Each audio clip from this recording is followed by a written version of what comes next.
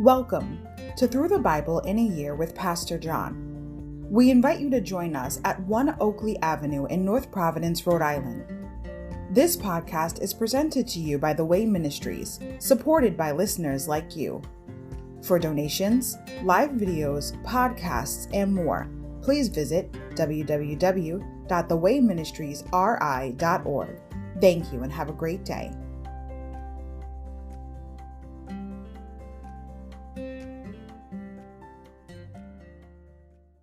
Hi, everybody. Welcome to Through the Bible in a Year with Pastor John. So glad you could join me today to get a portion of God's Word. Today we're going to begin in day 149, May 28th, Reflection and Worship. And before we get started, it's always like to say it's a chance to catch up if you fell behind, or it's always a great time to reflect back on the book of Job, which is an awesome, awesome book. A lot of insight and a lot of revelation of God's character. Like I said, if you fell behind, don't beat yourself up. God is concerned with your faithfulness, not you being perfect. Okay, let's get started.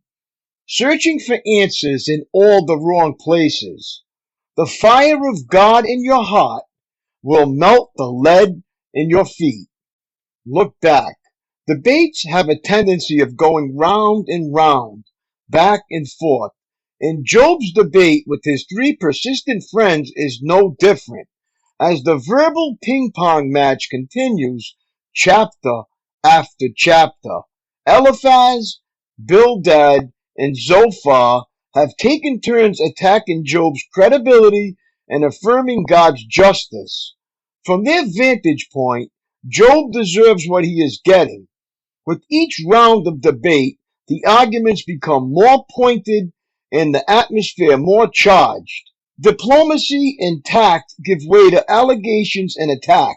The interaction produces plenty of heat, but not much light, as Job struggles to defend himself before God and man and find a satisfying answer to the confusing circumstances that have befallen him.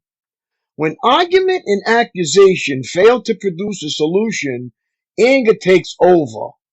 The third and final round of debate demonstrates that there has been a noticeable hardening of the attitudes on the part of Job and his three self-appointed counselors. Job continues to maintain his integrity. His friends continue to insist God's ways and wisdom are unimpeachable, and the stalemate continues. Look up. What do you know for sure? Not hope or wish or think or accept as conventional wisdom, but know with absolute certainty. Notice the strength of Job's assertions in chapter 27. By the living God, verse 2. While I have breath from God, verse 3. As long as I live, verse 6.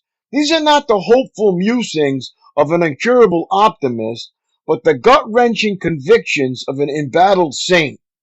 Job knows for sure that wickedness and deceit have no place in his response to unexplained suffering, and he knows with equal confidence that integrity and righteousness are always the God-honoring alternative.